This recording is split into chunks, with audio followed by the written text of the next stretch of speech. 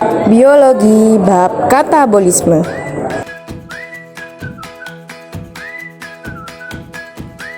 Salah satu reaksi metabolisme adalah respirasi. Reaksi penguraian senyawa kompleks menjadi senyawa sederhana dengan bantuan enzim disebut reaksi katabolisme. Respirasi aerob.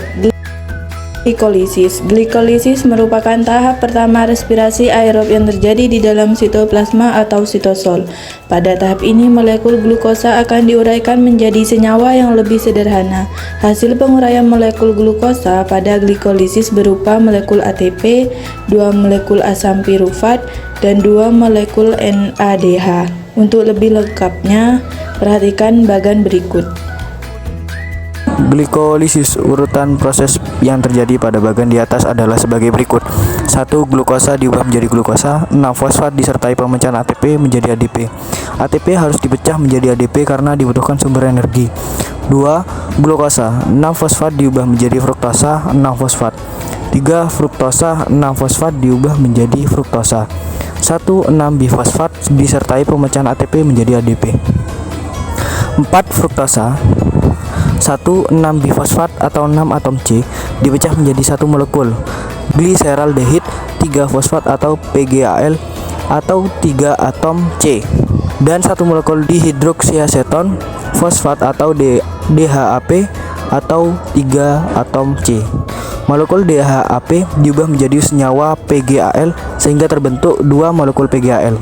5. Molekul PGAL diubah menjadi senyawa 1,3 bifosfogliserat dengan cara mengikat Pi atau fosfat organik. Setiap 1 molekul PGAL menghasilkan 1 NADH. 6. 1,3 bifosfogliserat diubah menjadi 3 fosfogliserat. Pada reaksi ini dihasilkan ATP sebagai sumber energi. 7. 3 fosfogliserat diubah menjadi 2 fosfogliserat. 8. 2 fosfogliserat diubah menjadi senyawa fosfoenoipirufat atau PEP. 9. Fosfoenoipirufat diubah menjadi asam pirufat disertai pembentukan ATP.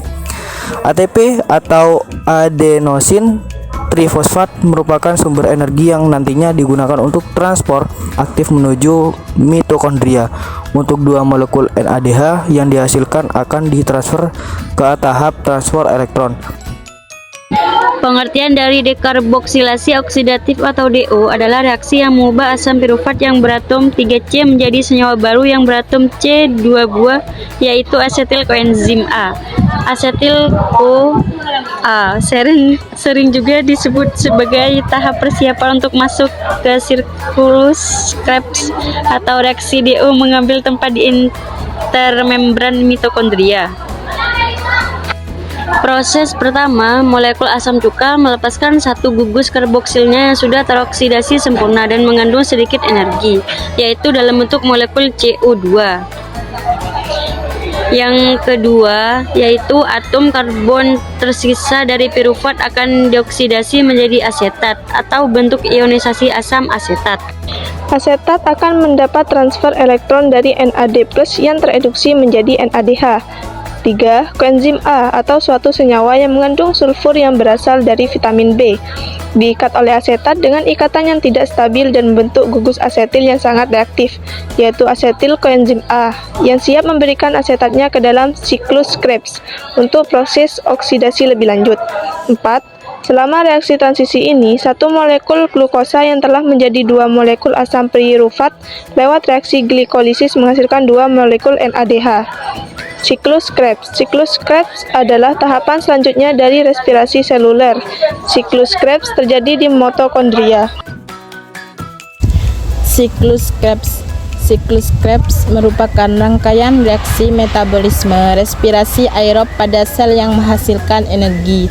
Hans Adolf Krebs dan William Arthur Johnson ketika berada di Universitas Sheffield menemukan siklus asam sitrat yang akhirnya disebut siklus Krebs. Pada intinya, siklus Krebs dilakukan organisme bernafas untuk menghasilkan energi. Siklus Krebs dikenal juga sebagai asam strat CaC atau siklus TCA, siklus asam trikarboksilat. Langkah-langkah proses siklus Krebs secara lengkap dan singkat sebagai berikut. Dilansir dari laman penelitian mahasiswa Universitas Jember. 1. Penggabungan molekul asetil KOA dengan oksaloasetat dan membentuk asam strat. Enzim yang digunakan dalam reaksi ini adalah enzim asam strat sintetase. 2. Tahap kedua yang disebut isomerase strat dibantu oleh enzim akonitase yang menghasilkan isositrat. 3. Enzim isositrat dehidrogenase mengubah isositrat menjadi alfa ketoglutarat dengan bantuan NADH. Setiap satu reaksi melepaskan satu molekul karbon dioksida. 4. Alfa ketoglutarat diubah menjadi suksinil CoA. Reaksi dikatalisasi oleh enzim alfa ketoglutarat dehidrogenase.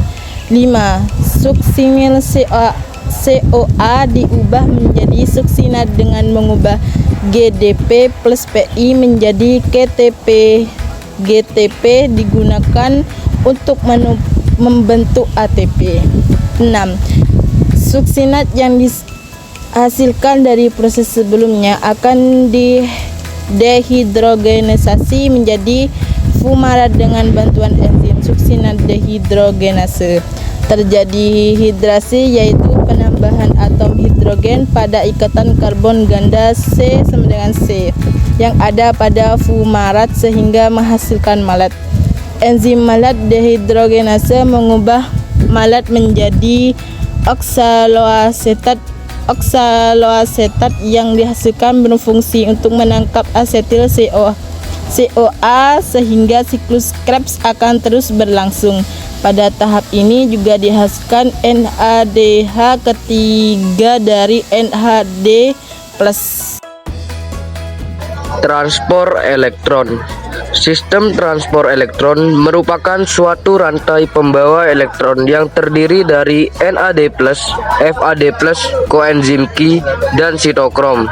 Sistem transport elektron ini memiliki fungsi untuk mengoksidasi senyawa NADH atau NADPH2 dan FADH2 guna menghasilkan ATP.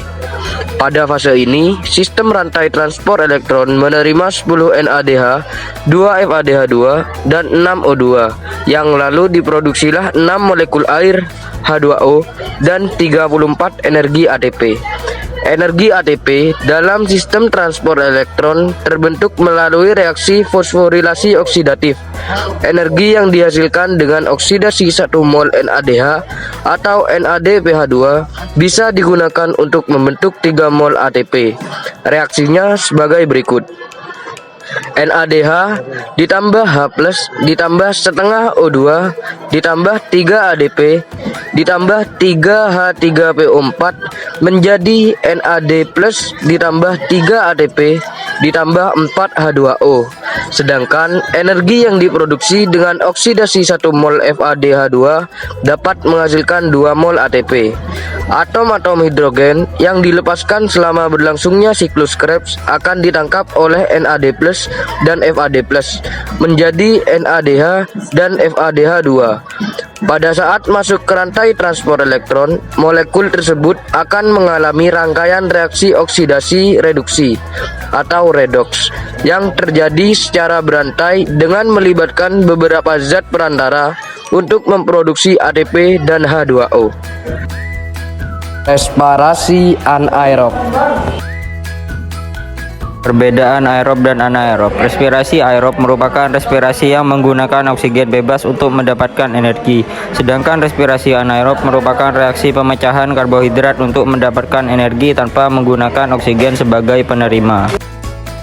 Fermentasi alkohol. Fermentasi alkohol adalah proses biologi di mana gula seperti glukosa, fruktosa, dan sukrosa diubah menjadi energi seluler dan juga menghasilkan etanol dan karbon dioksida sebagai produk sampingan.